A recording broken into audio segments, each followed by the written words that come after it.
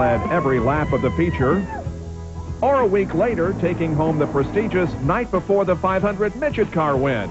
There's a name that's been on many people's lips. Newman. Hello, boys.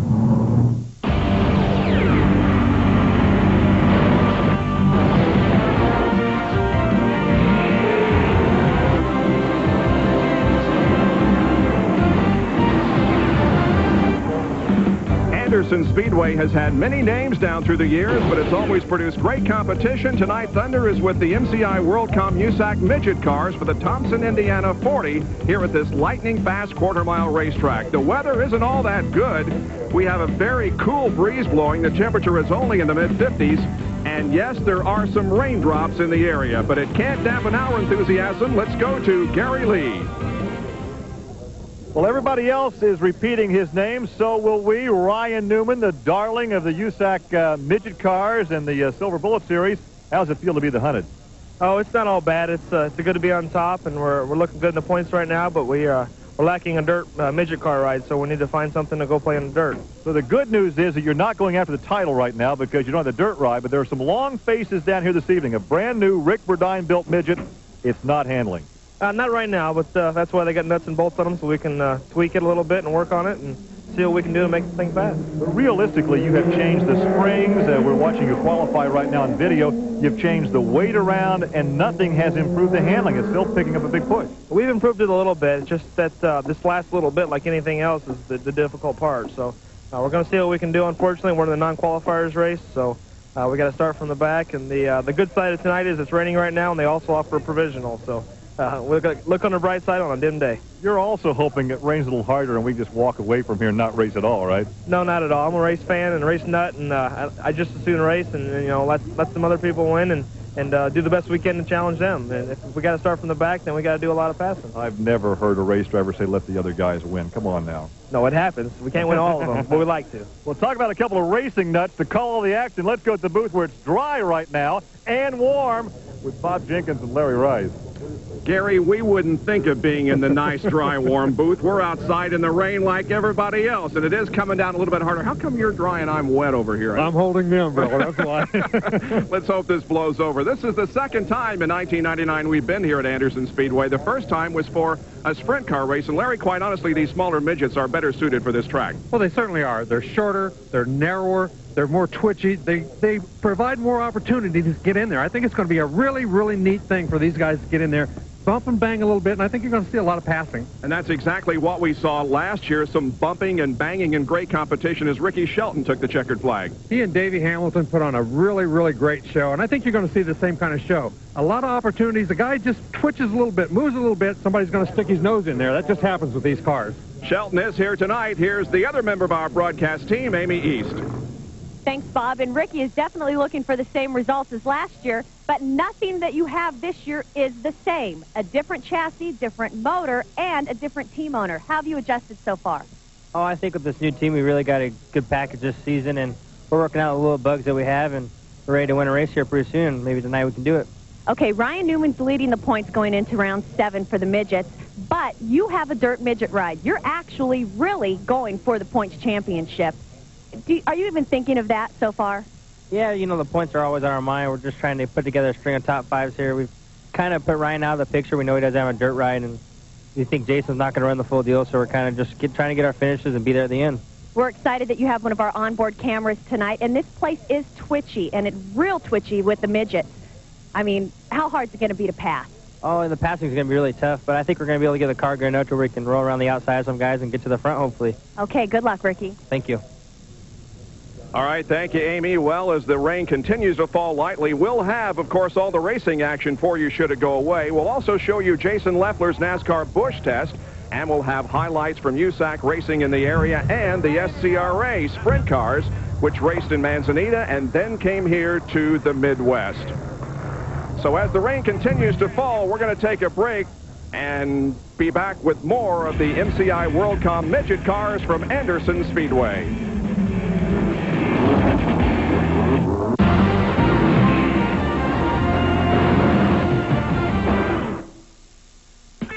Hey, man, how come every time I call you, you're on the phone? Who are you talking to? My friends, family. I call them a lot since I don't get to see them that much. Phone bills must be killing you. Not at all. I dial 10-10-321. Saves me 50% on calls over 10 minutes. And when you're talking with family and friends, you just know you're going to be on for a while. Sounds good. My wife's on the phone all the time with her sister. Hey, man, am I ever going to get to shoot? Not when you're playing against me. Nasty storm. Wet road. Looks pretty bad, huh? No problem. That's the beauty of Subaru all-wheel drive, the ultimate safety feature. Thanks, kid. See, it automatically transfers power from the wheels that slip to the wheels that grip. And only Subaru puts it on every car they make. And that's no accident. Subaru, the beauty of all-wheel drive.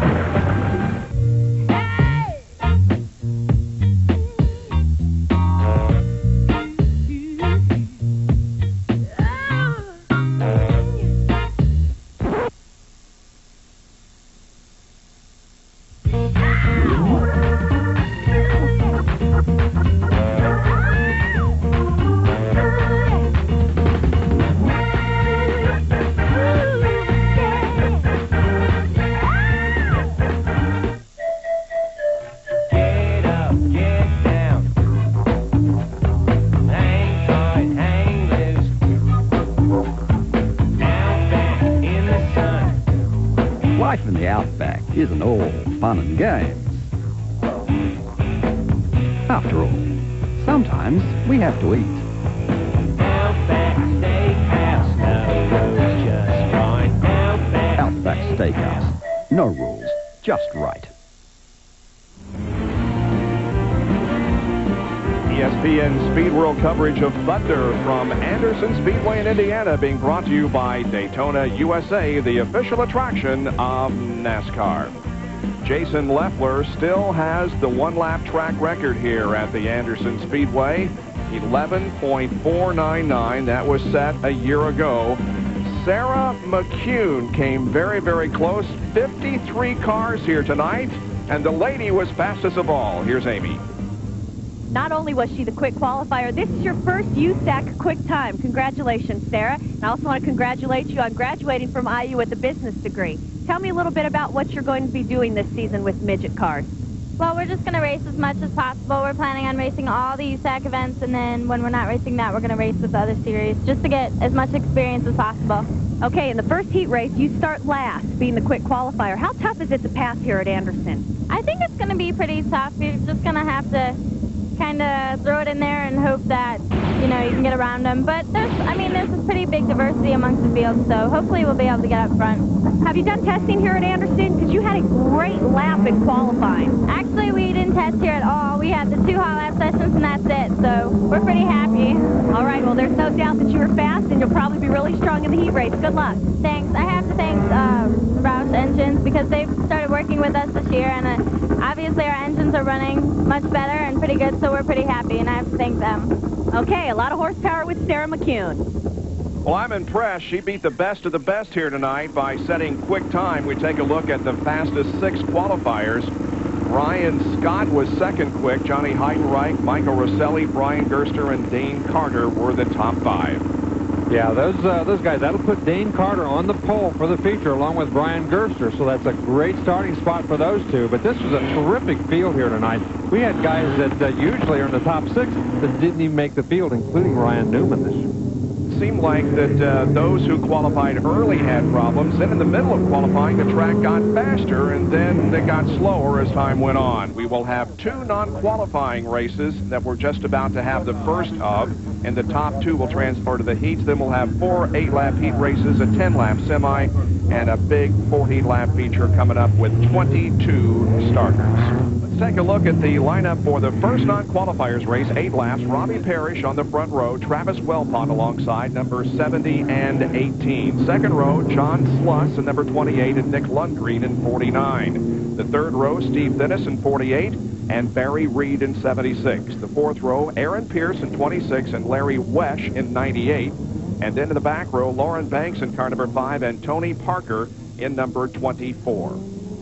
This ought to be an interesting non-qualifiers race. Robbie Parrish is driving that brand new Predator car. We're taking a look at him inside that car. This is a car that Kenny Irwin's father now builds, so it's brand new. He's only got 2 or 3 of them out on the market, so this is kind of the factory car, so to speak, and they're trying to work the bugs out of it. Well, we have had some rain here this evening, and the track just dried, and that's going to make for an even more interesting situation because all the rubber that was put down earlier in practice and qualifying has been washed away. We'll see how things go. Again, the first 2 finishers will transfer to a heat race. Just about set to go with Robbie Parrish on the pole in car number 70 and Travis Wellpot alongside in number 18. And Wellpot with a slow start.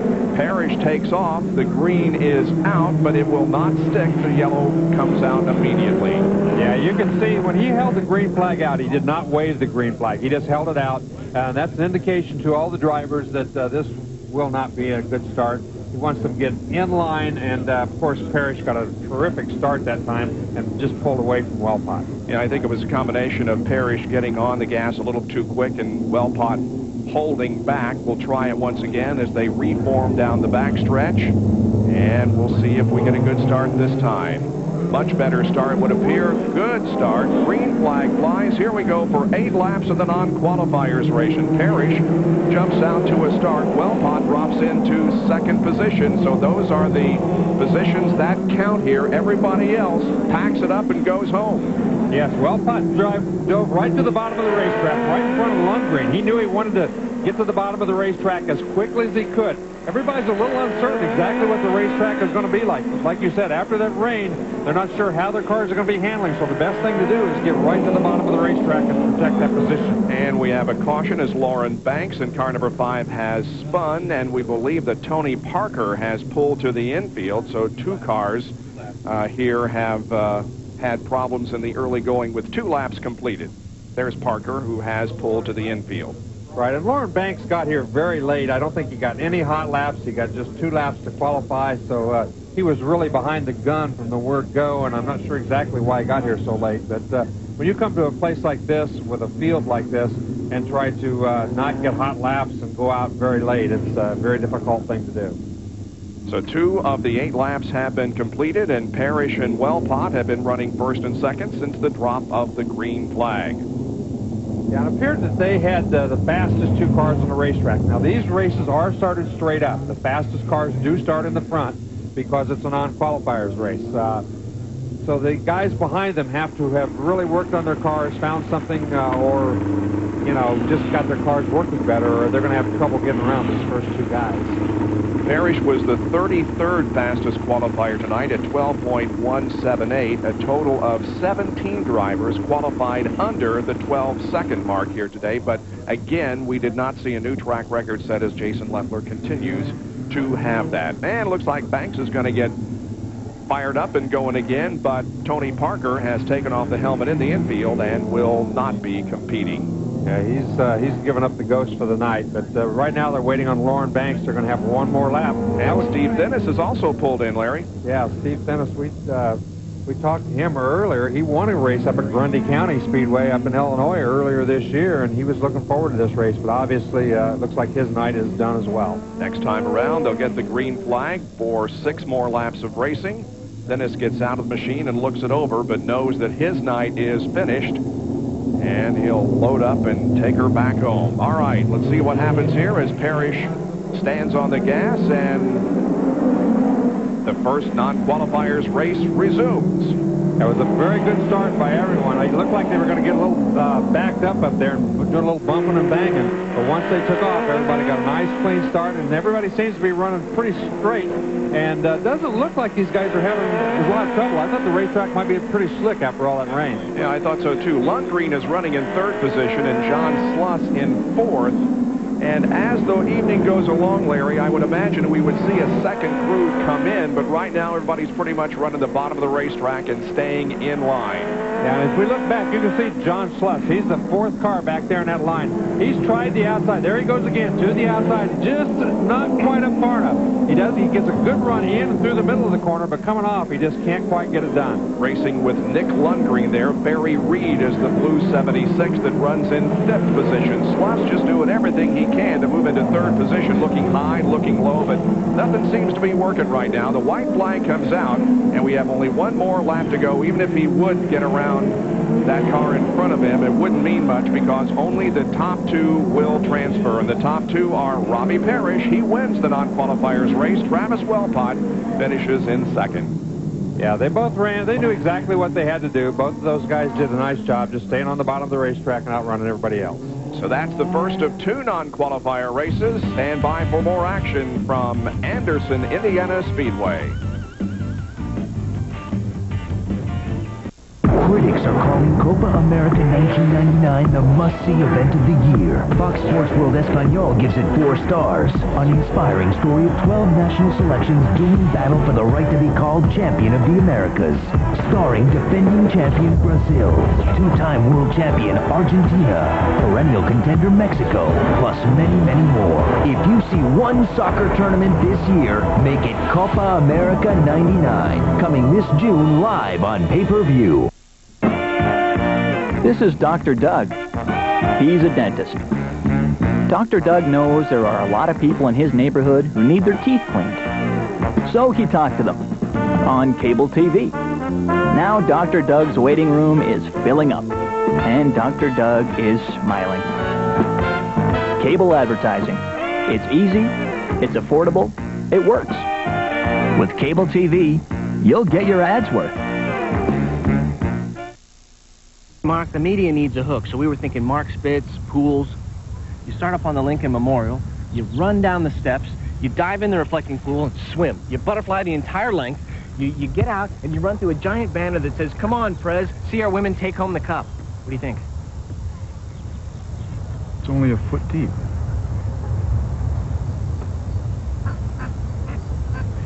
Women's World Cup doubleheader tomorrow at 8 and 10:30 on ESPN2.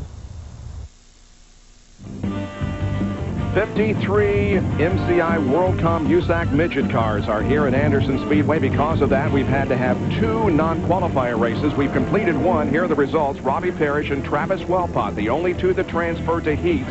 Everybody else, including Nick Lundgreen, John Sluss, and Barry Reed, are finished for the evening. Now we get set for our second 8-lap non-qualifiers race, and here is the starting lineup. Chuck Leary will have the pole to number 30, and Dave Steele alongside in 91. Doug Wright has the inside of row number 2 in 92, and Kevin Biesecker is alongside. Third row, Scooter Ellis in 73, and Ryan Newman in 68, the points leader. Remember, only the top 2 transfer. He could be done for the evening after this. Brandon Hartzell is in number 111, and Chad Davenport in 43. And back in the 5th row will be Kenny Lewis in car number 73, and John Nervo in the 21. Dave Steele, one of the reasons that he is in this non-qualifiers race, he spun during qualifying, did a complete 360, but kept going. Here's the green flag, and we are underway. Watch that green and white car. That's Ryan Newman, and you know he wants to get up into the top 2.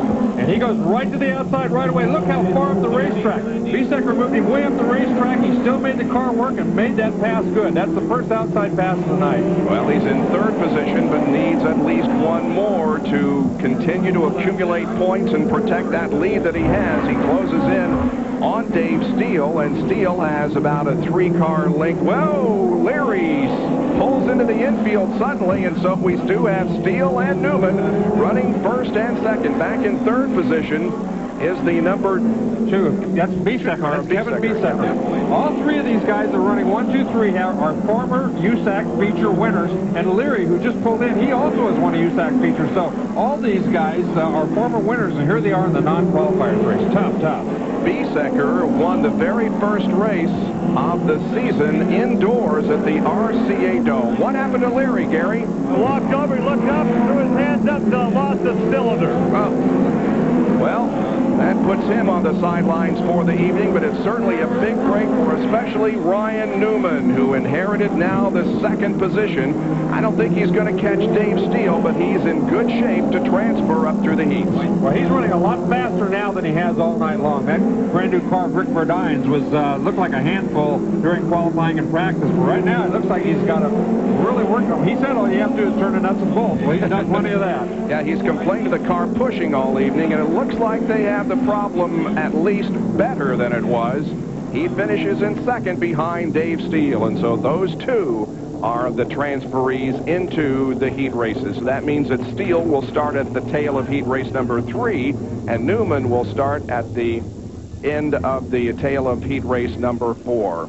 So Steele recuperates from the spin that he experienced during qualifying. Here's what happened. He knew that he had a very bad first lap, so on that second lap, he just tried to hang on. Once the back end got loose, he just kept in the throttle, and as you can see, he didn't save it. Normally, he is so good about saving a car, but it just got too loose, went all around, and he never lifted till that baby went throwing around. He's lucky it went towards the inside of the racetrack and not the outside. He might have hit something. Boy, Dave is trying to turn things around. Of course, he experienced a terrible crash at the Indianapolis Motor Speedway. Crashed in the warm-ups of the sprint car race last week in Winchester, but now wins this non-qualifiers race over Ryan Newman. Kevin Biesecker, Doug Wright, Scooter Ellis, and everybody else are finished for the evening. Now the heat's coming up in just a moment. I'll be at the office. Oh, yeah. Oh, my back. Here, try this. You crazy, you'll blow his cover. Use sports cream. Get all the pain relief without the medicine odor. Have a seat. Office.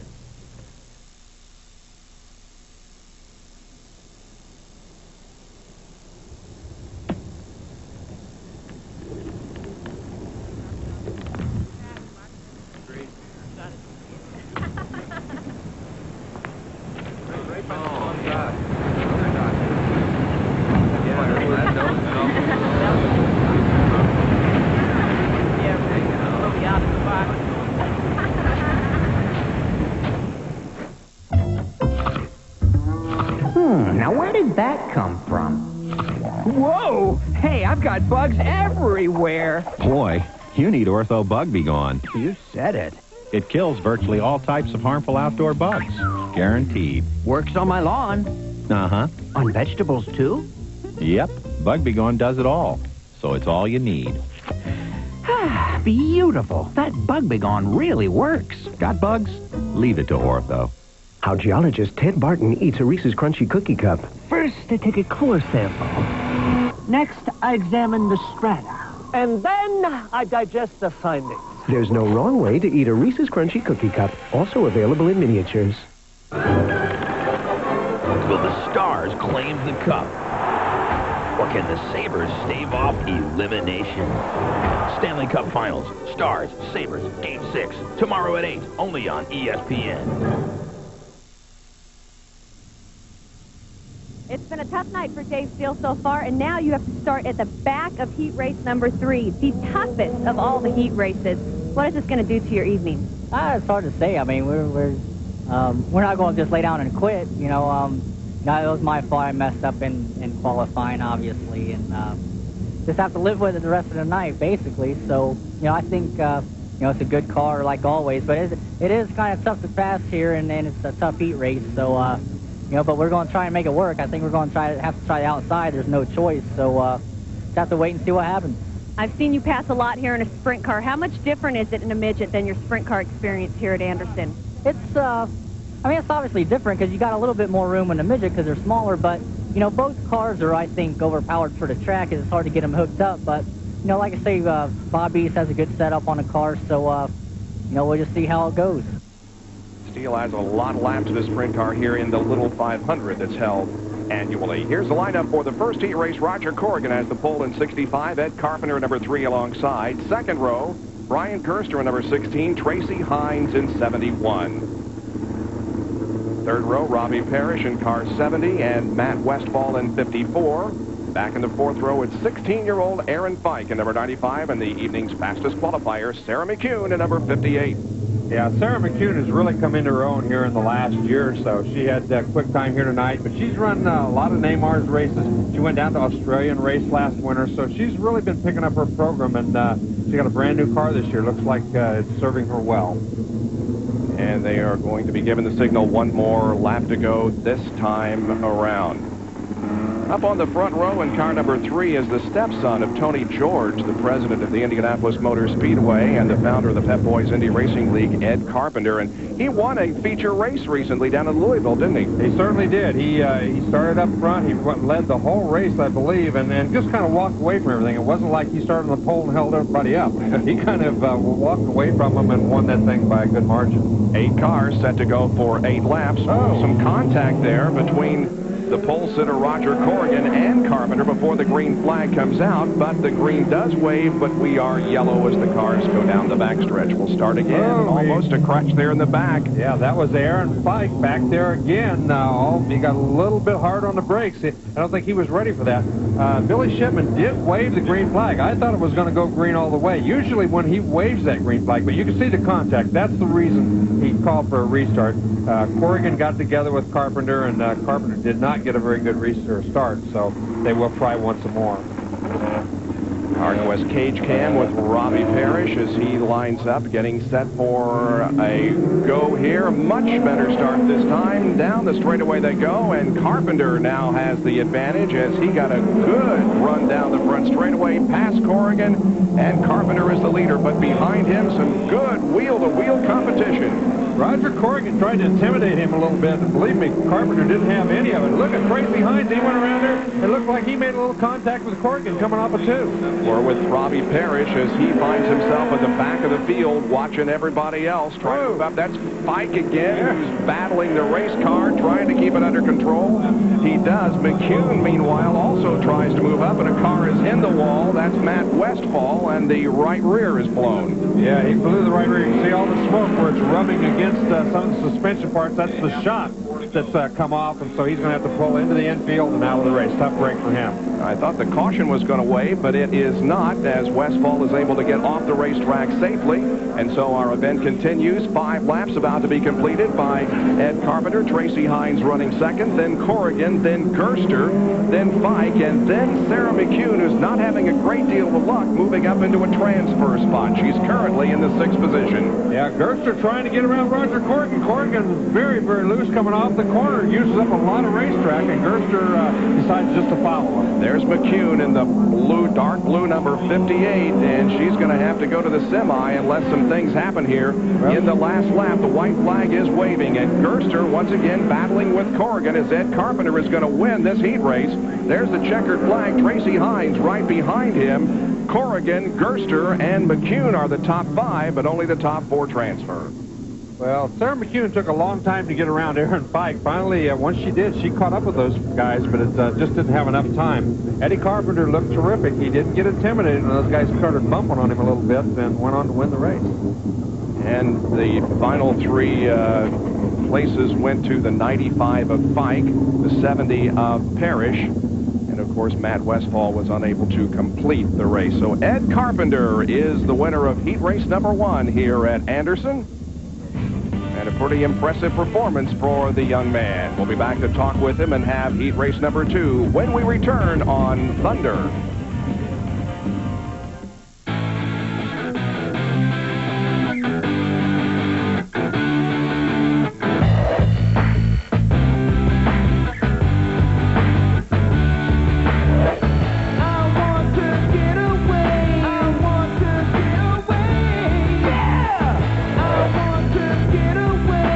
Introducing a radically new SUV, the new Nissan Xterra. Everything you need, and nothing you don't. You know, these days lots of deodorants are talking antibacterial protection. Fact is, every deodorant is antibacterial, so it's not about that at all. It's about whose deodorant lasts longer. High endurance. Its 24-hour formula evaporates less quickly than the leading stick. Old Spice guarantees it, or they'll buy you a stick of yours. If you want odor protection that really lasts, high endurance exceeds the need. Boundaries. From the very beginning, we have resented them. So what happens? Some of us grow up to be business people. And what do we face? More boundaries. The telecommunications boundaries that separate local from long distance, voice from data, domestic from global. and force you to accept separate carriers, separate networks, a blizzard of bills. But there is a way through those barriers, right through here. The port of entry to a seamless global network that lets you have one carrier, one contact, one bill, and makes it seem as though the old boundaries no longer exist. Because for you, they weren't. OnNet from MCI WorldCom. Here are the results of heat race number 1. Ed Carpenter, the winner. Tracy Hines, second. Roger Corrigan and Brian Gerster, also transferees. Sarah McCune will have to run the semi. Harry Lee is with Ed Carpenter. You know, Ed, you make me feel old. I recall when you were racing quarter midgets with my kids, and now you run the full-size midgets. Obviously, that win at Louisville was a boost for the ego and the confidence, and now you figure when I start in the front row, I'm going to win. Yeah, it helps a lot. I mean, I really wasn't sure what I was going to do coming in the National Midget Series this year, and starting off the year with a win, I mean, it really helped my confidence. So whenever I get up front, I can just taste the checkers and just go for it. Since you qualified, we've had some rain. How did the rain change track conditions? Well, my car was pretty bad early in the night. It's pushing real bad. So the guys got it going better, and it's so much better now. The track didn't affect us. If anything, it may have helped us. What aspirations do you have after a successful stint in the midgets? Well, I'd like to run a little silver crown cars. Then I want to head straight to the IRL, for sure. Is that surprising, guys? No, you would think that he probably would want to go to the Pep Boys Indy Racing League. A littler fan here is enjoying the evening. Nice headset, too, huh? We'll be back with heat race number 2 in just a moment, as Thunder is tonight at Anderson Speedway for the midget cars. Don't say a word. The Sprinkle King always knows what his customers like.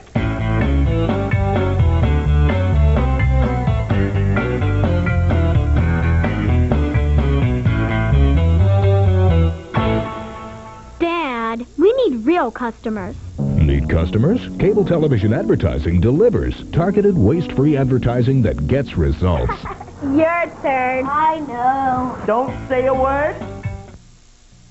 We went to a lot of other car lots, and they just were hurry up and do this, hurry up and do this. And at Jerry Delaney's, you take your time. If you go talk to Jerry and his staff, they'll take care of you no matter what your problem may be. The finance is easy. Takes about 10 minutes, and you're driving off the lot with the car. They have great selection, great prices, and they treat you right. Jerry's been kind, the staff's been kind. I love North Broadway Auto Sales. Because I love North Broadway. I love everybody that works there. We all just like one family. Tonight on ESPN, SportsCenter leads off, followed by U.S. Open Golf, Sports Century, Baseball Tonight, and the Late Sports Center. On ESPN2, RPM Tonight, World's Strongest Man, and Friday Night Fights. And on ESPN Classic, In Focus, Wimbledon in the 80s, and Victory Lane, the 1980 Daytona 500. Do you have all the ESPN networks? Well, the sights and sounds of Pikes Peak International Raceway will be the next stop for ESPN's Thunder. The Rocky Mountain Classic will feature the Coors Light Silver Bullet stars and cars. Brian Tyler, points leader. Ryan Newman, and the Holman 100 winner, Jimmy Sills. Last year's finish wasn't known until the final few feet as Johnny Heidenreich held on to beat Bentley Warren. Join us July 7th at 9 o'clock Eastern Time for the Coors Light Silver Bullet Series at the Rocky Mountain Classic in Colorado. Look forward to that event. Last year was just unbelievable as Heidenreich had a push and lost a huge lead and almost lost the race. Let's take a look now at the lineup for the second heat race here this evening. Jimmy McCune, the cousin of Sarah, is on the pole. Jay Drake is alongside. In the second row, Dave Bumgardner in number 38 and Mark Boyce in number 4. The third row, Clay Klepper in number 17 and A.J. Fike, 18-year-old.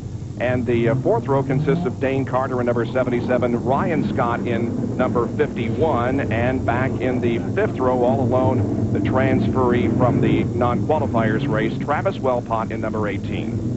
Ryan Scott in that 51 car is a real surprise. A lot of people down the pit area hadn't even heard of him until tonight. He's from North Carolina. He's run some Legends cars. He said he'd never run this racetrack particularly before, but he's done a great job qualifying. Good start for heat race number 2. That's McCune in the white car who jumps out to the early lead, rubbing wheels with Jay Drake, who falls into second spot, and the rush is on toward the front. Boy, you got to be careful. You're running down there around that inside, and you can see that Mark Boyce just lost a spot in that kind of odd-colored number 4 car. And a spin up in turn number 3. That is Clay Klepper, who has gone sideways. The California driver brings out the first caution of the second heat. Yeah, he got a little bit high into that corner. Looked like he might have got a little bit of a bump and slid up there. We'll see if we have a replay on that. But A.J. Fike now runs in third position as he got around Mark Boyce. He started clear back in 6th. Doing a nice job moving up. Clay Klepper currently 11th in the USAC midget points. He's made 4 starts in '99, 6th at IRP, and 9th at Louisville. Let's take a look at what happened. Drove it in on the top a little too hard, didn't he? Just got up into marbles. He was very high going down the back straightaway. Tried to get in too hot and too high, and he's very lucky that he got the thing spun without getting it into the fence. You can see that everybody else heads down the racetrack. He just stays up there. You can see that white stuff. There's a little bit of oil dry up there, and when he hit that, he just started spinning. But it looks like he's going to get restarted, Gary. You know, he won a Neymar's midget race at Lima Land 2 weeks ago, and the thrill was not just winning. He held off Jack Hewitt. And when you win and beat Jack Hewitt in Ohio, you've done something. Especially on dirt, as Lima Land Speedway is. So Klepper talented both on the asphalt and the dirt. That is quite an accomplishment. It certainly is. Of course, Jack's he's run at Lima Land since he was a little kid, so he's run there for probably 25 years. Okay, let's get the restart here. Just one good lap is in, so we've got 7 more to go. The leader of the race is Jimmy McCune. Drake running in second position, and Fike is up to third. A.J. Fike had a great run at Winchester a few weeks. Oh, we got a little contact right there. Wow. 51 car Scott. It's Ryan Scott, who really drove it in hard, banged wheels with the 38 machine of Dave Bumgardner. Bumgardner, meanwhile, rubs wheels with Mark Boyce. They swap positions, but Boyce gets him back. Well, there's a lot of swapping. That's the transfer spot these guys are running for. You can see the first 3 cars. This is the transfer spot where these guys are bumping and banging back there. Oh, there's another look at contact. That's Bumgardner again, who got into the back end of the car in front of him. Up front, a good 3-car battle, but back here it's better. Oh, he's going to lose it that time. Just tried a little bit too hard and slid to the inside of the track. The caution comes out. Well, Ryan Scott helped him a little bit on that little deal. Ryan Scott bumped him in the back end, got him loose, and once he got loose, he didn't get out of the throttle and took him on into the infield. Dave is from Ottawa Lake, Michigan, is a regular in the Neymar's and the ARCA midget circuit. Already has won a Neymar's event this year at Birch Run in Michigan. Here it is once again. He just tried to get to the inside of Boyce, and in the meantime got hit in the back by Ryan Scott. Yeah, that was a case where really Scott was already down there. He cut across the top, or across in front of him, and he caught the back bumper. So I'm not really sure you can blame either one of them in that particular case. Well, these 3 guys have been banging wheels and running into each other since virtually the green flag dropped, and Bumgardner, unfortunately, is going to have to go to the tail of the field if he is able to restart at all. So the fun may be over for him, at least momentarily. We're halfway through this race. Yeah, I'm sure he's not very happy right now. He feels like it was his racetrack and he got tagged from behind, so he's probably not real happy. But in that particular instance, he kind of cut down in front of Ryan Scott, and Scott was already there and caught the bumper. You know, we talked about confidence in the heat race. Here's a driver who also is coming in with a bit of confidence. That's Mark Boyce, a driver from Noblesville, Indiana. He's not a regular competitor. This year, however, he did win a Neymar's race up in Michigan, and that tremendously boosted his confidence, and it shows here tonight. Green flag comes out. Here we go once again. And you can see, once again, those first 3 cars kind of pull away, and it leaves that battle for that 4th and final transfer spot back there. As A.J. Fike, he tries going high and low. He is all over the back end of Jay Drake. And that is Ryan Scott in the white car running in 5th position, and he's going to have to pass Mark Boyce in order to transfer to the feature without any further racing this evening. That's a good battle there as Scott is looking high and low. Meanwhile, once again, we see that Fike is trying to gain third position from Drake. The white flag comes out, just another lap to go. And boys, Scott, really, all 5 of those cars, about 7 cars run a nose to tail. And a spin over in turn number 2, and the checkered is going to come out. Along with the yellow. That's Travis Wellpot that spun, but it's McCune, followed by Drake, then Fike, and Mark Boyce held on to finish in 4th position. Well, there's going to be a lot of the fast qualifiers. Sarah McCune, the fast qualifier. Now then Scott, who was second fast, are both going to be in the semi-feature. It's going to be a very interesting semi-feature. There's the contact. It looked like that Dane Carter ran into the back of Travis Wellpot, sending him around. Yeah, once again, those guys, you make a little bit of a mistake, you leave a little bit of a hole. A guy tries to stick his nose in there, and the contact is going to happen. You can see it looks like in that case, Dane just got in a little bit too hard, didn't get stopped in time, and made a little contact with him. Boy, in 8 laps, if you're starting in the back of the field, you have a lot of progress to make, and sometimes you just pull out all stops. And Dane Carter was 6th fast. He's also going to run. That's right. So Jimmy McCune is the winner of heat race number 2. We'll talk with him when we come back to Anderson. You sure? Yeah, I'm sorry too.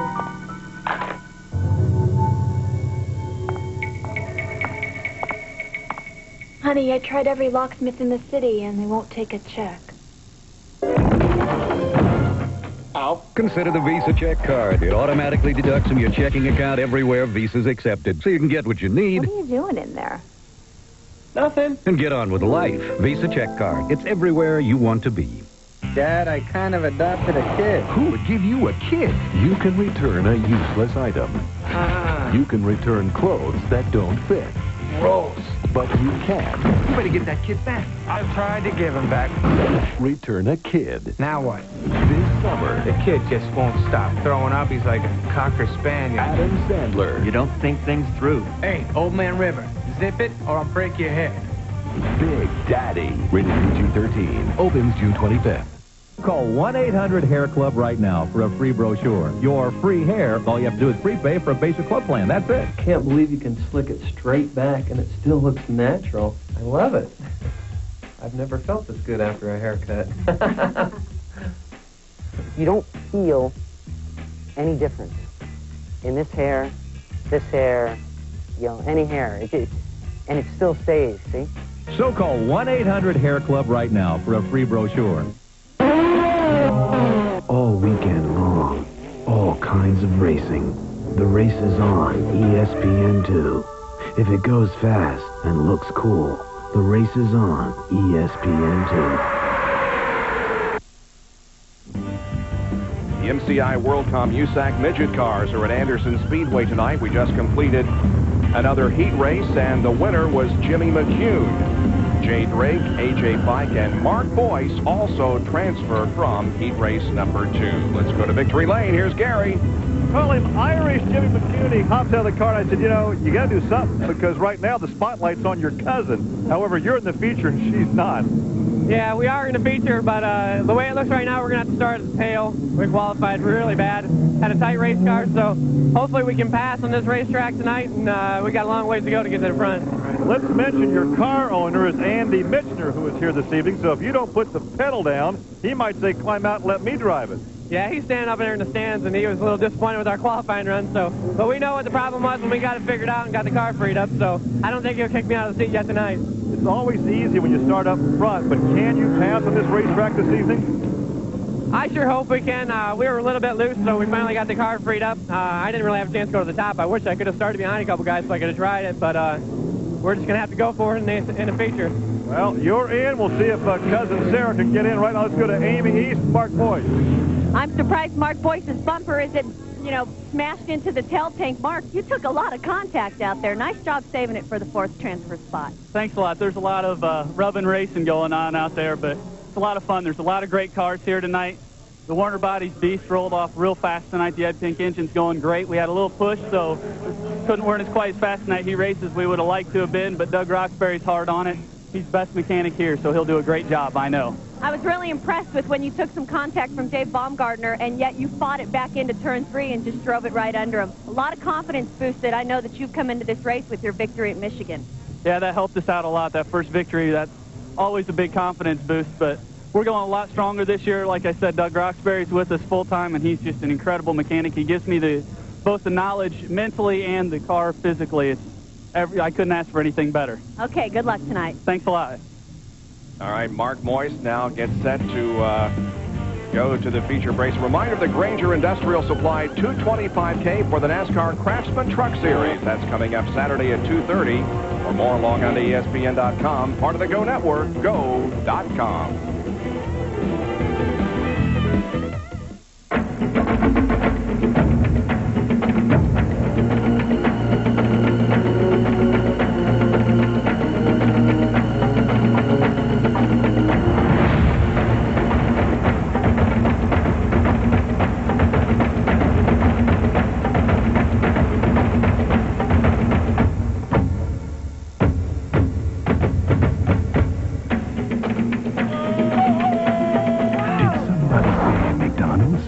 Beauty, adventure, drama.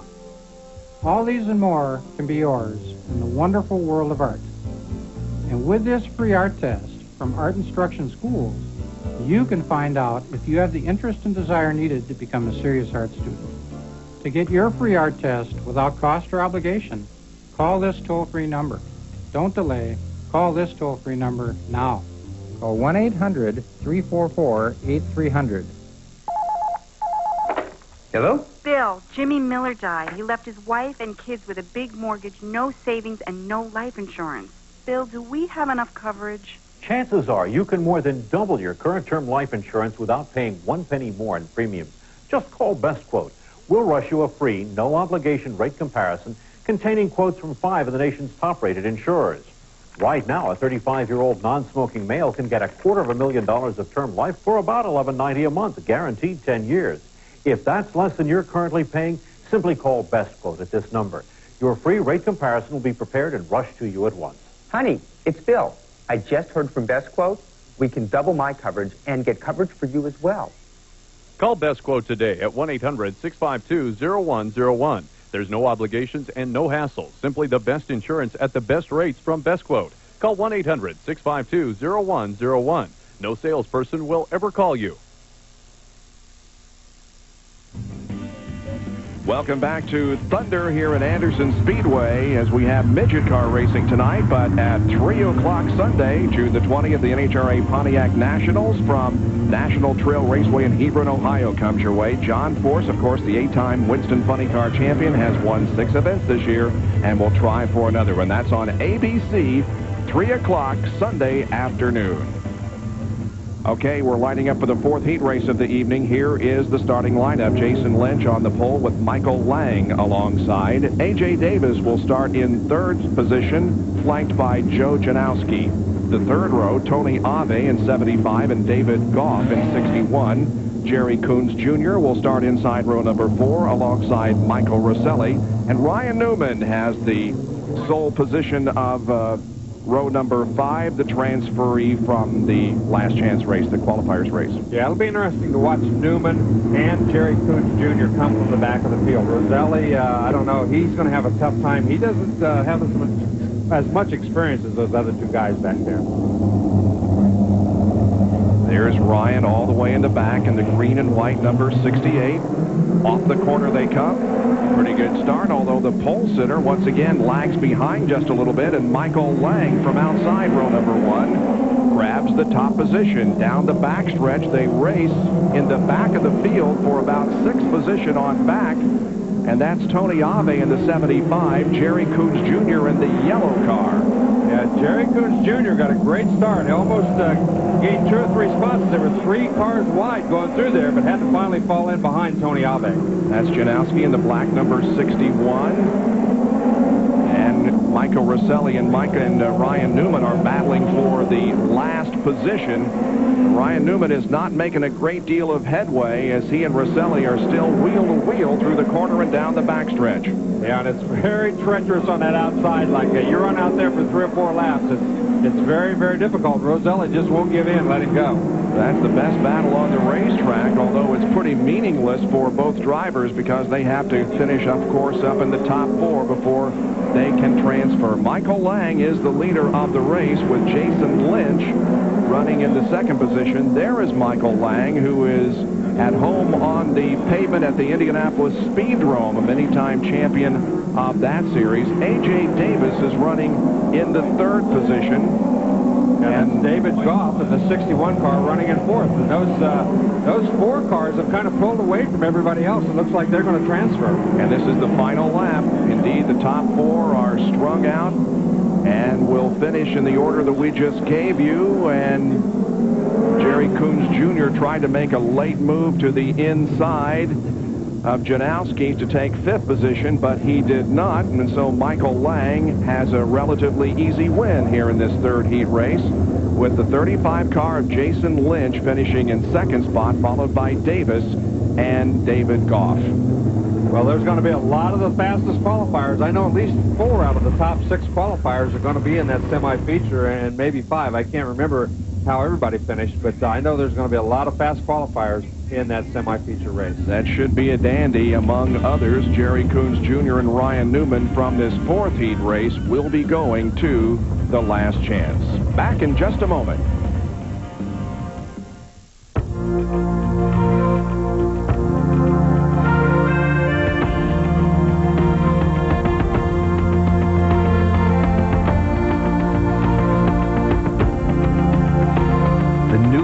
Styled Toyota 4Runner reminds us all once again that if you want to enjoy True Pine scent, you must go where the True Pines are. The freshly updated Toyota 4Runner. When you run a bed and breakfast, you want it to smell as clean as it looks, right down to the quilts. That's where Febreze comes in. It cleans odors out of fabrics. See, folks come here with their hands full, and our job is to help them relax. So we use Febreze just about everywhere we clean, because it's safe on all kinds of fabrics, no matter who checks in. And once it's dry, nothing's left but the smell of clean. Some folks ask if we use Febreze at home. This is our home. Discover the amazing training secrets of America's finest baseball school in an exciting instructional video. Baseball World's Defensive Drills video features professional scout and instructor Tommy Mansky and the same techniques that produced his back-to-back-to-back AAU national championship teams. Collegiate Baseball Magazine's editor calls it a masterpiece, the best drill video ever produced. This video is endorsed by top professionals like superstar Fred McGriff. This is the instructional video that gets results. The Defensive Drills video benefits players of all ages and ability levels and makes a great gift too, so call now.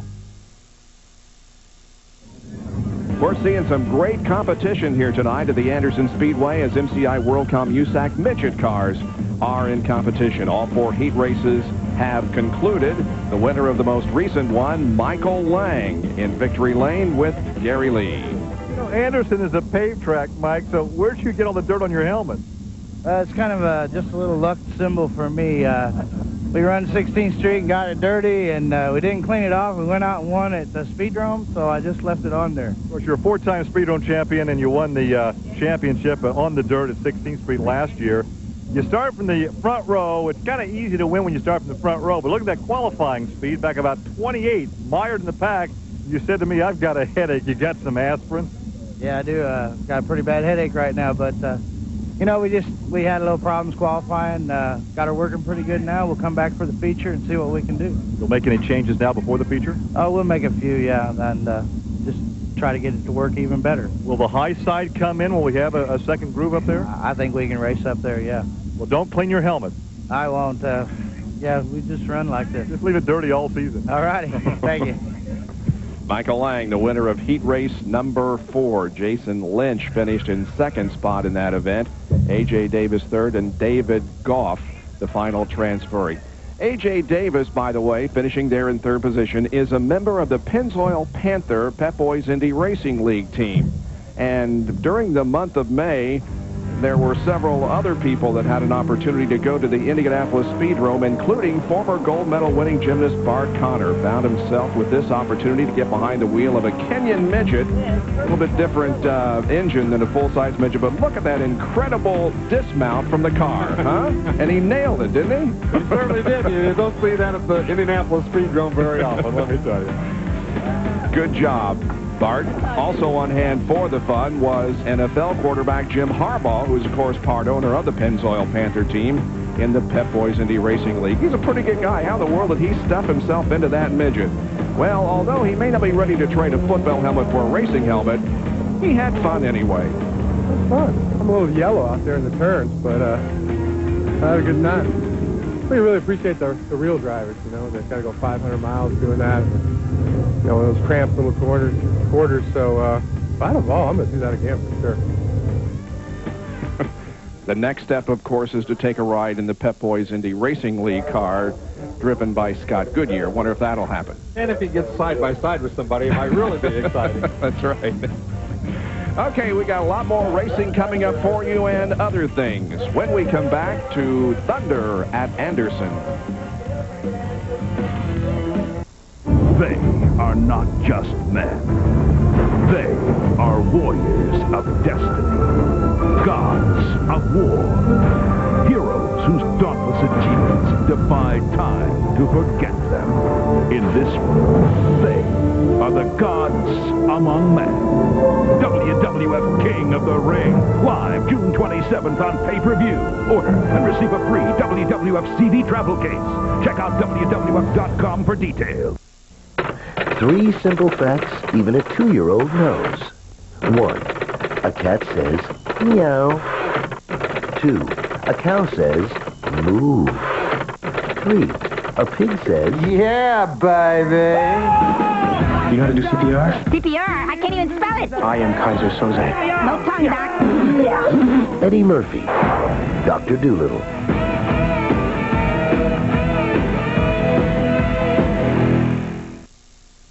And physically exhausting. Afterwards, the last thing you want to do is talk to the media. Well, I mean, I felt good. The tie went with the suit. Segues were good, clean writing. It was a good show. Well, I mean, you saw it. You know, we had some problems in the third segment, but, you know, we'll move on. We don't dwell on it. Well, I'm working to the crowd in the room. If they like it, I assume the people out there in television don't like it, but, you know, I get paid every 2 weeks. It's starting to wear on me, that's all. It's starting to wear on me. I mean, yeah, it's the greatest job in the world. That's what I tell you guys.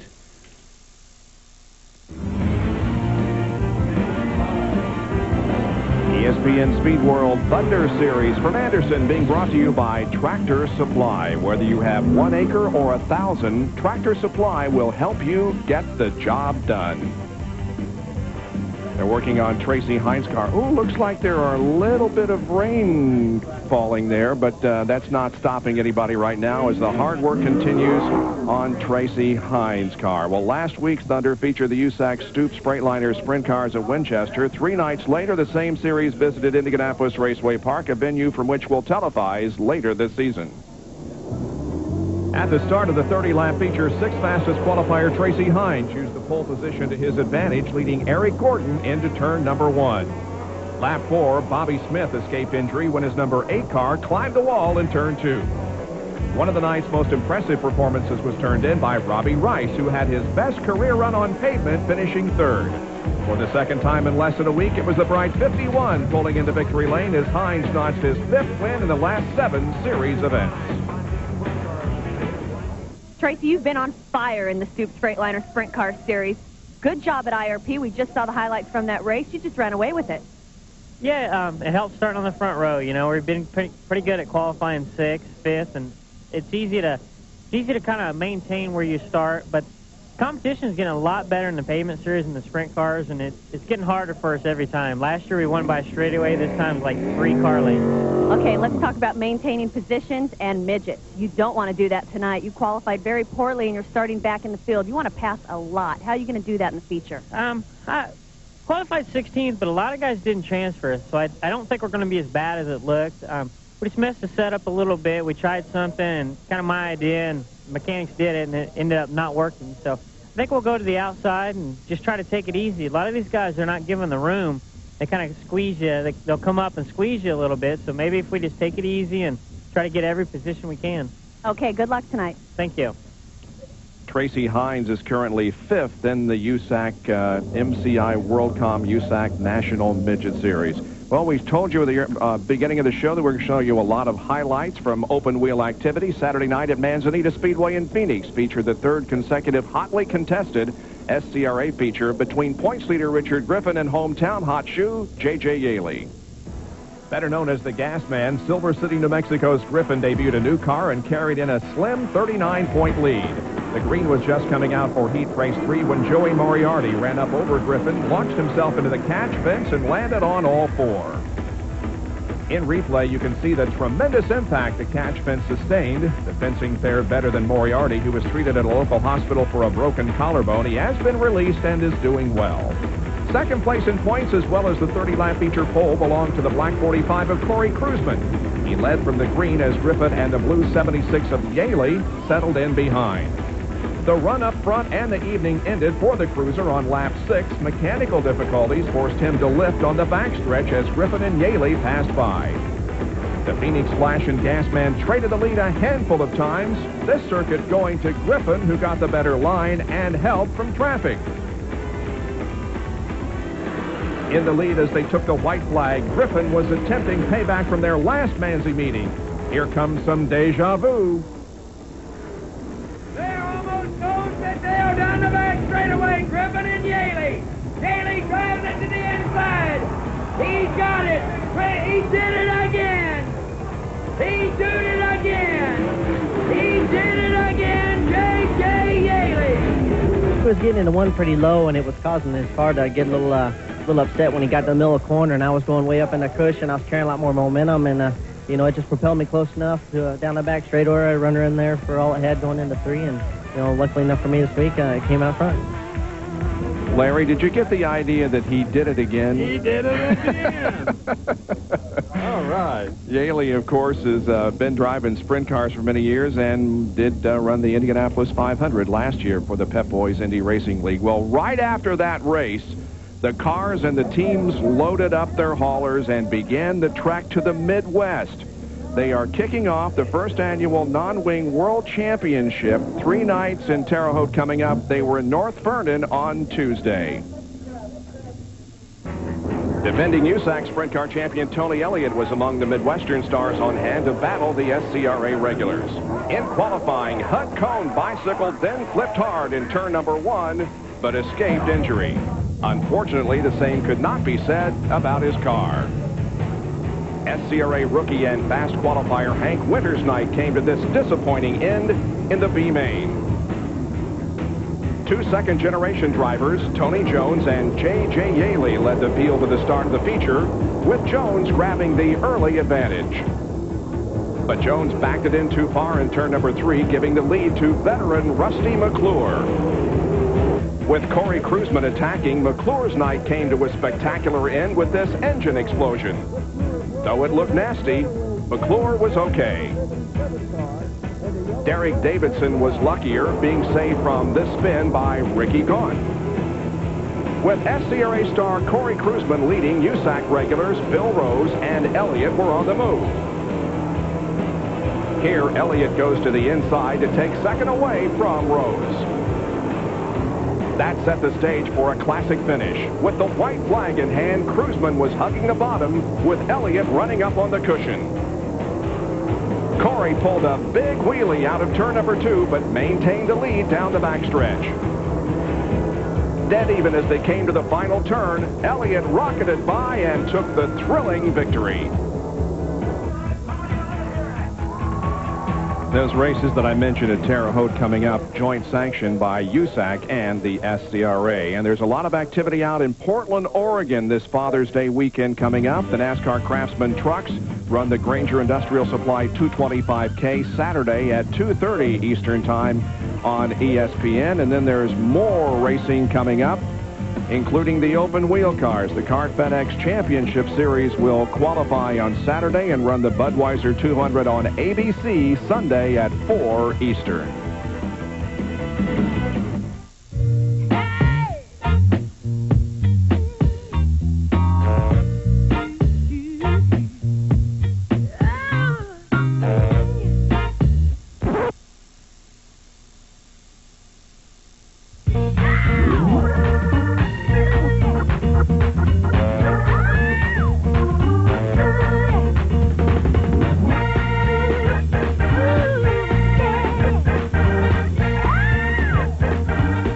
our Craftmatic Model 2 adjustable bed is so relaxing. It may even temporarily provide relief from my low back pain, Harry. Yet it costs up to 56% less than a quality flatbed. I adjust my head and feet and fall right to sleep.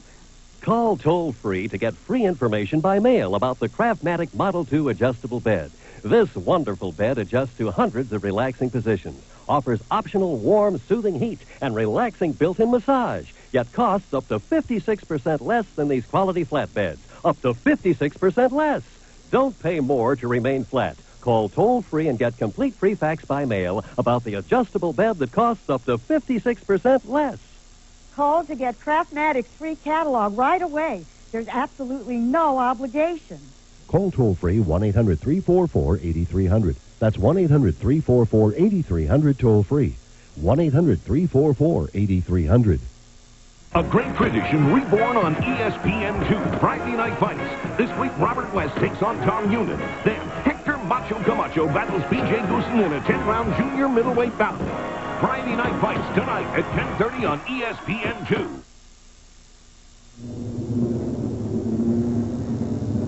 Back at Anderson, where we're getting set for the 10-lap semi-feature, the last opportunity to drivers to get into the feature race. Now, Ryan Newman was supposed to be in this event. Amy, is he going to be able to go? Our point leader is not going to make it out. If you look right over here, this valve doesn't work anymore. They dropped it, and the motor's done for the night. Ryan Newman won't be in the semi. So the points leader coming into this event here at Anderson is out for the evening. Well, it's a tough break, but as he said, he's not really running for the points in this division anyway. Sarah McCune and Ryan Scott on the front row, Michael Rosselli and Dane Carter in row number 2. The third row, Jerry Coons Jr. and Ricky Shelton. Fourth row, Aaron Fike and Clay Klepper. Back in row 5, it's Sarah Fisher and Tony Abe. Sixth row consists of Michael Lewis and Joe Janowski. Seventh row, Dave Bumgartner and Rick Treadway.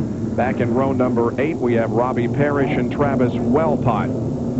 And there were supposed to be Ryan Newman, Nick Lundgreen, Kevin Biesecker, and John Sluss, but all of those have scratched. So we have 16 cars going for 6 transfer spots. Yeah, that means that 10 people are going to go home. So you're going to see those guys from about 5 through the rest of the field really battling and bumping and banging, trying to get into the top 6. This race has 3 of the top 4 drivers in the points and 4 of the top 6 qualifiers. The green flag comes out, and we are racing.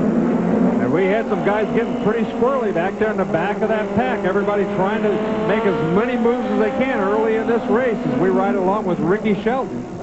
And he right now looks like he's in 7th spot. Up ahead is Aaron Fike in the 95 car. That's Jerry Coons Jr. up in the 7. The leader of the race is Sarah McCune. Ryan Scott running in the 2nd spot. Rosselli is 3rd. Carter in 4th. And Shelton heads for the bottom of the racetrack to try to pick up that position, but can't do it. Aaron Fike got very high. It looked like Shelton's going to have a place he can get around, but he just couldn't make it work. Once again, he looks to the inside of the racetrack, but there's nothing doing down there. It's a pretty difficult racetrack to pass on tonight. When you get below that white line, there's a change in the banking. The racetrack is banked down to the white line, and then it's flat below that. So when you get down on that part, it upsets the race car. You can see him kind of starting the wheel every time he drops right there. You see how much he jerked that wheel when you drop that wheel down on that flat part of the racetrack. Well, right now, Shelton is running into 7th position, so he needs that spot right up ahead of him, currently occupied by Aaron Fike, and he did it. Nice move down to the bottom at turn number 2. That time he went right down on the flat and just kind of slid up in front of Fike, and Fike must have got his attention because it looked like Sarah Fisher got around him at the same time. Yes, indeed. Sarah Fisher is that blue 67 car, now catching up with Shelton. In fact, catching him rather quickly. So this thing isn't over for Shelton right now. He's in the feature, but he has Sarah Fisher breathing down his neck. There's 1 lap to go. And she has to get around him 1 lap to go, and she needs that spot if she wants to make the feature race. And we saw earlier, she's not a quitter. She is going to go after him. Now then, coming off this corner, watch for her to dive under him, see if she can make it. Oh, nice try, but didn't make it. And on the last lap, Travis Wellpot spun in the backstretch and kicked up a lot of dirt. There he is. Well, the race was won by Sarah McHugh. There was really no contest, no battle going on up front. That's why we elected to stay back there in 6th position and show you how Ricky Shelton was able to hold off the challenge of Sarah Fisher. So McCune wins the race. Ryan Scott finishes 2nd. Michael Rosselli 3rd. Dane Carter 4th. In 5th position was Jerry Coons Jr. And finally, the final transfer spot went to Shelton. Yeah, Sarah McCune did a nice job. She got out there. She didn't really walk away from anybody, but she kept that race car nice and straight. She ran a nice, smooth race, and nobody really challenged her the whole race long. So we have the 22-car field set now for the finale of the evening, a big 40-lap feature race that'll be coming up shortly. There are the official results of the semi-feature event.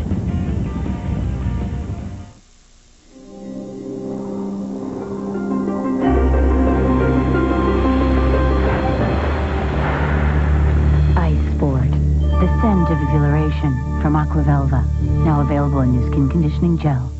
My fellow chicken-loving Americans, this is still the land of plenty. Plenty of chicken, plenty of sides, and plenty of summer fun with Collector's Edition Flying Star Wars Bucket Toppers. Just $1.99 with any KFC purchase while supplies last. Call 1-800-HAIR-CLUB right now for a free brochure. Your free hair, all you have to do is prepay for a basic club plan. That's it. Can't believe you can slick it straight back and it still looks natural. I love it. I've never felt this good after a haircut. You don't feel any difference in this hair, you know, any hair. And it still stays, see? So call 1-800-HAIR-CLUB right now for a free brochure. Welcome back to Anderson Speedway in Indiana. The MCI WorldCom USAC midget cars in action here tonight. Let's recap the activity so far. The non-qualifiers race won by Robbie Parrish. Travis Wellpot finished 2nd. Those two transferred to heat races. The second non-qualifiers race won by Dave Steele with Ryan Newman finishing in 2nd position. Yeah, so they both transferred again. And in heat number 1, Ed Carpenter, Tracy Hines, Roger Corrigan, and Brian Gerster were the top 4 finishes. Second heat results tonight showed Jimmy McCune the winner, Jay Drake finishing 2nd, followed by A.J. Pike and Mark Boyce. In heat race number 3, Gene Lee Gibson was the winner, Johnny Heidenreich 2nd, John Herb was 3rd, and Jason Leffler finished in 4th position. There was an accident during that heat race. Let's check on the progress that Ricky Shelton is making. Amy? Well, they were in a thrash situation down here. You know, he made contact with the right front with Dave Steele and also the other car in the 3rd heat, but that's not what their problem was. He had a throttle that was sticking in the semi. They were grinding. They were doing everything possible to try to make it where he does not have a full throttle in the feature. Instead, he wants just 3/4 of what the throttle will give him in hopes that that will solve the problem and not have it stick.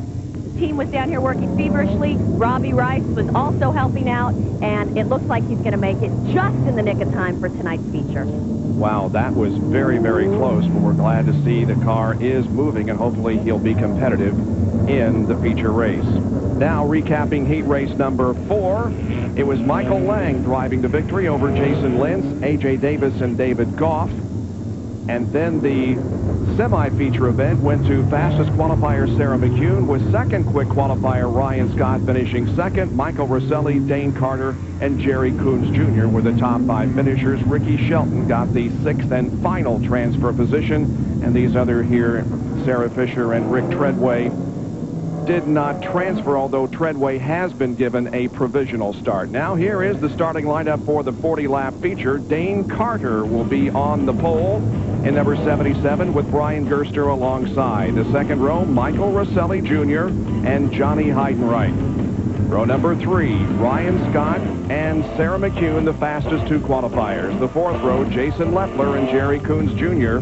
A.J. Pike and Ricky Shelton will occupy row number 5. In the 6th row would be David Goff and Tracy Hines. The 7th row, Mark Boyce and Roger Corrigan. A.J. Davis and Ed Carpenter comprise row number 8. The 9th row, Jay Drake and Gene Lee Gibson. Michael Lang and Jimmy McCune are in the 10th row. The 11th row, John Herb and Jason Lynch. And as we said, Rick Treadway gets a provisional start and will go in 23rd position. Yeah, it's the MCI provisional start. The wins money tonight could go to Ed Carpenter, Michael Lang, or Sarah McCune. It's $2,500 if any of those three win. Jason Leffler is trying to turn things around in the 1999 season. He's the defending champion of the series, and he began the outdoor season in 99 with another win at Phoenix, although he and Ryman Newman banged wheels coming down for the checkered flag. Nevertheless, Leffler won the race and thought things were in pretty good shape to begin 1999. Since then, things have gone wrong. At Louisville and Midway, the same two drivers found each other again, Newman spinning and also Leffler. He had all kinds of problems at the 16th Street Speedway 12 days later, despite being the fastest qualifier. Incidents like that relegated him to a 7. His most recent outing was at Indianapolis Raceway Park the night before the 500. He and Jay Drake crashed and tempers flared after the incident. There's a long way to go, but he right now finds himself third in the points, and look at that disappointing shot.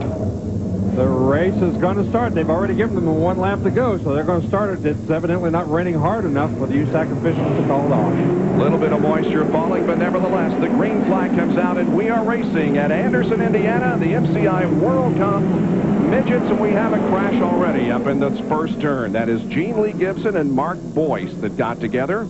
Yeah, they're sitting there discussing what happened. As you can see, they're kind of shaking their heads and saying, what did happen here, guys? Boyce is on the high side of the racetrack, and Gene Lee Gibson down there in the bottom side in the number 0. Let's take a look at what happened. Looks like Boyce got a little sideways, made contact with Ed Carpenter, then slid up into the path of Gibson. Yeah, he got in there way too hot, got on the brakes real hard, slid right up in front of Gibson. Gibson had no place to go and just had to kind of get woed. He didn't hit him very hard. This will be a complete restart, but those two cars that spun will have to go to the tail of the field. Yeah, we want to say hi to all the guys out in Dodge City, Kansas. Gary Sokola, who used to be with USAC, he's building a new racetrack out there. All the council members are watching tonight, and they broke ground on that new racetrack last week. It's going to be patterned after Tucson, and we know that's a really competitive racetrack. And we heard earlier today of the death of a dear racing friend, Larry. Yes, Herb Porter passed away earlier today. We want to offer our condolences to his whole family. He was involved in a car crash earlier this year. And Leif Rouse, she's also a longtime midget racer in the central United States. He passed away. And Jane Hurtubise passed away earlier in May. So our condolences to all of those people. And we're waiting for these cars to get shoved off so we can get this race restarted again. Looks like Gibson is rolling, and now Mark Boyce also able to get refired. He will drop into the tail of the field. Yeah, Jason Lynch and John Herb will get the Winning Spirit Award. Wins gives away $250 to two drivers in each race, and the Winning Spirit Award this time will go to Jason Lynch and John Herb. Well, I think the rain looks worse than it really is. Gary Lee, Johnny Heidenreich starts outside row number 2. He's been pretty strong tonight. Well, he was the only driver that really got a chance to transfer from starting at the back of the pack in the heat race. He was the only guy making some nice passes on the high side. He's always spectacular. He's always fast. Comes out of Bloomsburg, Pennsylvania. Keep an eye on the red 62 starting outside the second row. I'll put my money on Heidenreich. He and Brian Gerster are the only two drivers starting in the top 6 who have ever won a national midget event in the United States Auto Club. Green comes out, and once again it's Gerster grabbing the lead as the pole sitter Carter got a poor start. He's dropped back to 3rd position. And running in second is Heidenreich, and he's trying to get to the inside of Gerster to take the lead, but Brian slams the door. Yeah, Heidenreich got a terrific start right away. He is all over Gerster from back there in that second row, and it looks like Gary Lee might have had a little psychic going there, as he really looks to be the fastest guy out there right now. The 1990 Chili Bowl Nationals winner and the 1987 Hunt 100 winner, John Heidenreich, right on the tail of Brian Gerster. The caution comes out as there are a couple of cars up in turn number 3 between turns 3 and 4, Jimmy McCune and Ed Carpenter. Yeah, and you can see that Ed Carpenter trying to get that car out of gear so he can roll down and get restarted, but it doesn't look like there was a great deal of contact or a great deal of damage to either one of those cars, but sitting there on that bank, they just can't get them out of gear and roll down. Let's take a look at what happened as the cars race down the backstretch into 3. Well, they get in there 2 abreast into turn 3. Eddie Carpenter just gets in a little bit too hard and a little bit too hot, gets sideways, and McCune just kind of slid her sideways and stopped. I don't think he hit him. It looked like another car. It might have been John Herb that came in there and made some contact. So looks like both cars will probably be able to get restarted once again. Yeah, I think they probably will. As McCune, I don't think he made any contact whatsoever. He did a nice job, actually, of getting that thing pitched sideways and stopping before he did any major damage. We talked about these barriers earlier this evening. Now, they protect the entrance to the pit area. Amy was able to talk to the designer of these, talking about the safety aspect and protecting this portion of the racetrack from further incidents. Tonight at Anderson, we're utilizing an innovative barrier in Turn 3. And with me is Lee Nyberg with Impact Dynamics. And Lee, explain to me why you guys are using this barrier here tonight. Well, what we've done is we've taken a technology that evolved from the highway safety industry, and we're now applying it to the race industry. It's a smart plastic that will soften the impact for the driver, make the sport safer all around. It can be used for a variety of different vehicle weights and speeds, but the idea is to make a bad thing better in any case. We're taking a hard concrete wall and making it a much softer hit on a plastic. Are you guys utilizing this barrier at any other speedway? This is a debut track. As I say, it's a technology that we've developed for many years in the highway industry and highway safety. Now we're taking that same technology and trying to apply it to a sorely needed venue of motorsports. Safety is always needed in motorsports. Look for this barrier to show up at more small tracks in the greater Indianapolis area. Well, they didn't make contact with that barrier, but we do have a couple of cars involved in an incident. Rick Treadway and, once again, Mark Boyce. Yeah, it looks like Mark Boyce has had his share of problems here at the start of this feature race. As we see, he tries to get to the inside of Rick Treadway, gets way up on the inside tires. The wheel almost gets in the cockpit. That's what's a little bit scary when that happens, but looks like they did a little duet there. Kind of came to a simultaneous stop. It has been a tough night here since he finished fourth in his heat race for Mark Boyce, as he's been involved in two incidents here in the first two laps of the feature. It looks like that they both will be able to get restarted, however, as the tow trucks are going down to that area of the racetrack. Tomorrow and Saturday, the Stoops Freightliner Sprint cars are in Terre Haute for the National Open, co-sanctioned with the SCRA, and the prize money total purse over $96,000 in the MCI WorldCom National Midgets. These same cars will be in action at the 16th Street Speedway on Saturday night. Also, out west of Madeira Speedway, the Western States Midget cars will be running in an event co-sanctioned by BCRA out there. And then Sunday, the Midgets and the Sprints from the United States Auto Club have a big show down at the Salem Speedway in southern Indiana. Yeah, Tracy Hines, Dave Steele, and Ryan Newman are all going to be running double duty on that. And you can see there's more activity. Wednesday, the Speedrome Midget cars run on the east side of Indianapolis. And the Coors Light Silver Bullet Series will be running at Pikes Peak International Raceway at Fountain, Colorado. That will air on July 7th on the Deuce at 9 o'clock. Well, you can see the rain is still coming down, but ever so lightly. But if they don't get these cars back up to speed, as long as they're running at speed, they kind of keep things cooled off and dried off. But boy, right now it looks like it's started to come down a little harder. Yeah, it's hard to tell. You know, the rain shining through some light will amplify it and make it look a lot worse than it is, but certainly it is raining a little bit harder now than it was 10 minutes ago. And we only have 2 laps of this race in. What is exactly amplified rain? Well, it's rain that looks worse than it is. Oh, okay. Well, the starter, Billy Shipman, he's down there. He's holding up his hands to these drivers saying, is it raining too hard? He's kind of, he's getting a little bit concerned, I think, anyway. Well, one good indication is how many umbrellas are up from the people sitting in the stands. And I only see one as I look out over the crowd, so I don't think it's raining very hard. Well, that's good. You're right. Sometimes when you look at the white drops against the black background up there at night, it does look like... It amplifies. It amplifies. You did use the right word, didn't you? Well, now there are more umbrellas coming out. There's 3 right there. I'm sure Gary can tell us because, unfortunately, unlike us up here in the warm and dry booth, he is down in the cold and damp. Yes, and I used to do weather on television, you know, and I can tell you it's raining, and if I had an umbrella, I'd have it up right now. We've never used the term amplified rain, though, in television. Well, except tonight. Then we. You know, now, realistically, a very light rain can help cool the tires, but there's that fine line between cooling the tires and having the track too slick.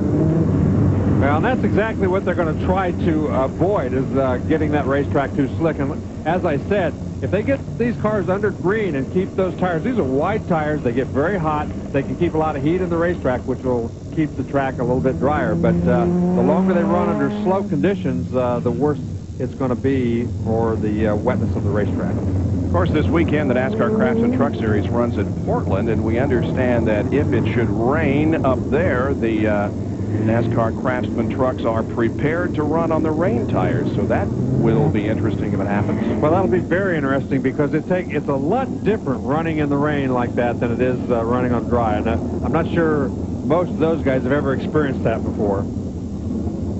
Well, we await the restart of this race. Right now, we're holding up the start because of a little bit of light rain falling in Anderson. We'll be right back. Don't get me started on stockbrokers. I had one for the better part of 10 years. Let me tell you something. The only one who was broker was me. With Ameritrade, it's so simple. I sit down at my computer. I want to execute a trade. Couple of clicks, trade goes through. $8 a trade. I know that when I wash this boat, it's going to get done right. That's how I feel about Ameritrade. I know that when I make a trade, it's going to go through. I don't have to wait for a stockbroker to call me back. Don't have to worry about his commission. I don't need that extra stuff. I got enough to think about. Stay out of the street. Hey, Dad. Hey, where's my hug for your papa? Did you finish that book? Oh, yeah. People talk about their finances. They say, I woulda, I coulda, I shoulda. You didn't read that book, did you? I'll read it. Not me, I'm doing it. I'm doing it today. My stockbroker says you're going to hate online trading. You can add that to the long list of things he was wrong about. Call toll-free 800-573-9876 or visit Ameritrade.com. Ameritrade, the way to trade, period. ESPN Speed World coverage of Thunder from Anderson, Indiana Speedway, being brought to you by Teledyne Water Pick. Well, we were plagued with it all evening, and finally it got the best of us. It has been rained out, but we would like to thank CarQuest for the onboard cameras. For your local store, dial 1-800-492-PART. So 2 laps, and the rain started to fall, and they have called the event. This is how they were running with 38 more laps to go. Now the question is, what happens? Do we complete the race that was started, or do we start all over again? Perhaps we can get the answer as we go down to Gary Lee. Well, the stands may be empty, but the USAC officials are working. The chief steward for this division, Bill Carey, what is the decision now? Is this a no race and no event? We're going to run some other time. Well, Gary, with the rain, it's pretty evident we're not going to be able to race tonight. And the people of the United States Auto Club, we decided that for our competitors to finish this race on another Wednesday night, to be determined, we have to go back, look at schedules with the racetrack, schedules in the USAC office, and pick the Wednesday night that would be easiest on our competitors, and we will come back and pick this race up with 2 laps completed and run it to conclusion. So that will be an evening when the midgets are scheduled here anyway. They'll qualify. No, it's going to be a separate night? No, it'll be a separate night. They already run here on Wednesday nights. They have a weekly show. So all their personnel will be in place, and we'll just come back and we'll just run the last 38 laps of this feature. So the rain did not benefit Ryan Newman after all. They're going to come back and complete this feature. And it's too bad we couldn't complete it because we had a good situation set up with Brian Gerster jumping off into the lead. But boy, Johnny Heidenreich was really looking good, and I think he had the fastest car out there. Johnny Heidenreich is a heck of a competitor. He loves this little racetrack. He loves this kind of racing, and it looked like he was all over Gerster. But I tell you, Gerster's a tough cookie. You don't want to count him out. And believe me, Sarah McCune, Dane Carter, some of those guys that were on back there, they weren't giving up yet either. There's Johnny Heidenreich, who was running second when the rains came, and he's going to have to do it all again some other night. But don't forget, we have more racing coming up as the NASCAR Craftsman Truck Series will be in action this coming weekend at Portland International Raceway. And, of course, the Kart FedEx Championship Series also has some racing coming up.